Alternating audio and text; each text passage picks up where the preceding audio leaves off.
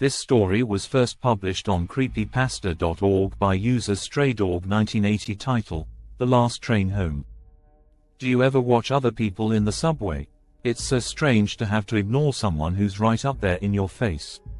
A can of sardines springs to mind, except passengers aren't joined by a bond of thick oil or brine. Instead, they're stewing in a miasma of sweat, cologne and annoyance. Everybody absorbed in their own little worlds, warm little cocoons. There, whizzing through the bowels of the city at a brisk clip, you'll find people reading books, newspapers. Maybe on a PlayStation Portable, maybe on a smartphone. Except me, I'll always be looking through the thick glass windows at the flickering blackness just beyond. Sometimes, late at night, I hope I'll get on the same train once more, so I can see it all again. It had been one of those weeks. Actually, it had been one of those months, where the targets piled up like so much dirty laundry. The boss was on my case. Miserable, balding fart with his mortgage and his European sports car, riding us all for another bullshit project for some client across the country. The days and nights lost their meaning. In at work early to beat the crowd. Heading home without ever seeing the light of the sun. Caffeine was my only friend. The last thing on the agenda for the workday was the mad sprint for the last train home because the miserable bastard wouldn't even sign off on the late-night taxi claims. It showed up on the work-life balance indicators, he'd said. It had been another mindless day of numbers, presentation slides and text. To be frank, I didn't even know if the version of the meaningless report I was working on was the 5th or the 50th, nor could I have told you the difference between the two. The office had already emptied out an hour before, my last co-workers giving me a commiserating pat on the back as they headed off. I cursed as I stuffed my laptop and swept some papers into my bag. I was going to miss the train. The stale warmth of the building gave way to the bitter cold as I hit the streets running. The station was deserted, not unthinkable at this time of the night, but eerie all the same. There's something about a hollow space meant for crowds. I'm not talking about muggers or anything like that. There is an air of the forbidden about these empty spaces. That's how that night started out. Expectant, waiting for something to happen. Not that I cared at the time. The escalators were out for the night. I was wheezing hard by the time I got to the bottom, that old college fitness long drowned under an ocean of booze, buried under a mountain of fast food. I thought the last train had already left, resigning myself to a long wait for an expensive taxi ride back. I was about to leave when a train pulled up with the familiar scream of metal on metal. Graffiti adorned the grey skin of the train, tribal tattoos for the modern locomotive. The doors hissed, warm air belched from the cabin. I got in. The train, strangely, was full. Not packed, but it was crowded. I found myself a seat in between an old man in a large brown overcoat and young lady that wearing a dark formal dress, a large flower pinned to her breast, her face a mask of mascara and eyeshadow, inexpertly applied. Across from me sat a pair of army guys in fatigues, their scalps shining pink under their tight buzz cuts. And many more besides. It was a puzzling thing, to have a cabin so full late at night, and with such a motley crew of inhabitants. With a shudder, the train pulled out from the station. I settled back contentedly into my seat. The network connection in the tunnels was never dependable. I had to find another way to entertain myself on the ride home. The noise from the screech of the rails and the rush of air outside seemed muted. Instead, the cabin was filled with a soft susurrus, the hushed tones of a crowd in a theater, expectant but subdued. The cabin felt colder than it should have been. Was the heating out again? It couldn't be. I was certain that the cabin was warmer than the platform a second ago, yet now, it felt like I was back outside in the howling cold. I tugged my jacket a little tighter. I looked at the hodgepodge of strange individuals in the cabin. Everybody seemed out of place. Why would there be a gaggle of high school kids, obviously inebriated, this late at night? Or the waifish girl that was wearing what seemed to be a school uniform. I shifted uncomfortably on the sculpted plastic seat. Not a single mobile phone or any other electronic device in sight, a strange sight in this day and age. I looked up at the row of LED lights that indicated the train's progress along my route. 4 more stops. I was still staring at the display when the train whizzed by the next station. It didn't stop, didn't even slow down, just kept going right. The lights and pillars of the station streamed by in a blur. I jerked upright in my seat, my eyes widening. What kind of train had I gotten on? The rest of the crowd was unfazed by this development. If anything, the low buzz of whispers got even louder as the train progressed. We were still hurtling through the dark tunnel, the overhead lights flickering on and off, when the little girl in the school uniform affixed me stared at me, wide-eyed. She crept over to the group of high schoolers and tugged at the sleeve of one of the young men. He must have been a basketball player, towering over his companions. He nearly had to bend double to bring his ear down to the little girl's face. Her jaw worked up and down as she whispered something to him urgently. I heard nothing over the sound of the train. He blinked and took a step back when he looked back in my direction, as though seeing me for the first time. His handsome face twisted strangely. What was it? Anger? No. He looked like he wanted something. He looked hungry. His compatriots noticed the break in the conversation and directed their gazes to the focus of his attention. To me, the same gamut of emotions cycled through their faces. Shock, and then a sharpening, a hardening of their features.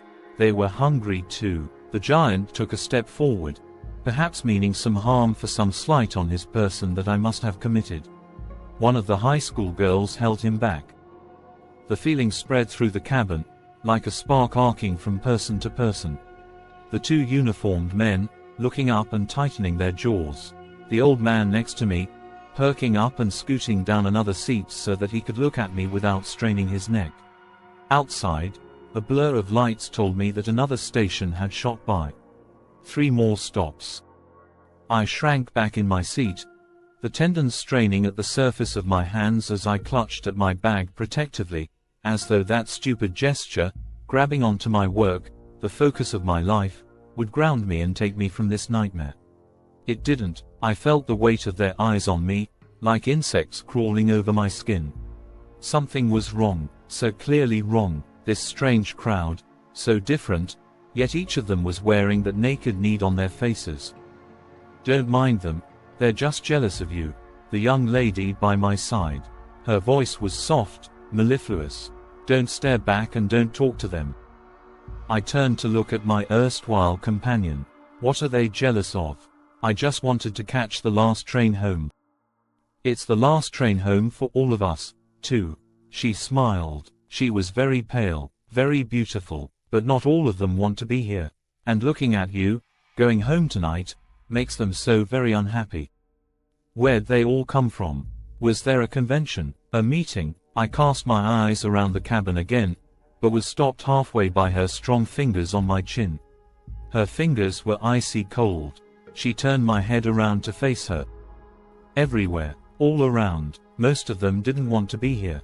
Except me, maybe. I'd had enough of where I was. I miss my parents. I haven't seen them in such a long time. It took a while for me to gather enough courage to go look for them. She paused, suddenly pensive at what she'd said. You're not meant to be here, you know. You're on the wrong train.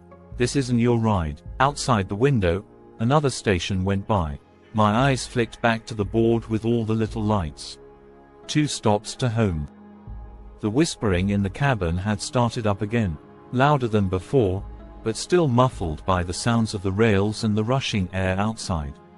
They were talking about me. The atmosphere grew oppressive. The attention of the crowd felt like a rock on my chest. A vice. My breathing grew labored, each inhalation a struggle. I wheezed. My companions sensed my discomfort. I wish I could help, she said, sadly. It'll stop when we get to the end of the line, I suppose. Her eyes lit up at the thought. She turned around and scooted up onto the seat, her knees on the hard plastic, palms on the cold glass. Even with her face pressed up against the glass, there wasn't a trace of fog on the window left by her breath. If she was even breathing at all. Here, why don't you take this? I won't need it where I'm going. She fumbled at her dress, detached the white flower and pressed it into my hands. The sweet smell of the lily took my attention away from the pain in my chest. "We're here," she was quivering with excitement as the train began to slow. I looked up at the board overhead. All the lights on the map had gone out. Where were we? She cupped my chin in her hands. It was only then, with her arms so close to my face, that I saw the network of fine white lines that crisscrossed her forearms. She caught the flick of my eyes towards her arms. She shrugged, sheepish. "Practice makes perfect," she said. She frowned, suddenly serious again. "This stop is for the rest of us. You can't join us. You have to stay here." She leaned forward quickly and gave me a kiss on my cheek. Her cold lips burned like an ice cube. The people in the cabin quickly turned their attention to the approaching platform. I felt the weight on my chest ease. The whispering grew to a crescendo as they pointed and chatted excitedly. The platform drew close, and what a sight it was. I didn't recognize the tiles or the posters. I must have taken this train 1,000 times. I could have closed my eyes and named every station in order and the time between stations if I wanted to, and yet I was lost. There was nothing on the platform that helped in any way. No signs, no directions. What the platform had was people, a milling sea of heads and faces, all expectant, all eagerly waiting. When the door opened, it let in the roar of the crowd outside. Shouts, shrieks and yells. And tears, so many tears. The passengers burst out of the train, throwing themselves into the waiting sea of people. I saw one of the army boys embracing an older gentleman, also dressed in military fatigues. None of that new-aged stuff that pixelated camouflage. This was old school, with big green and brown blotches. The resemblance between the two was clear. They parted, the younger man introducing his father to his compatriot. The older man hugged him as tightly as he had hugged his own son earlier. The group of teenagers whooped and leapt as they pushed through the crowd, seeking some new adventure for the night. I caught a last glimpse of the blonde locks of the basketball player as they vanished around a corner.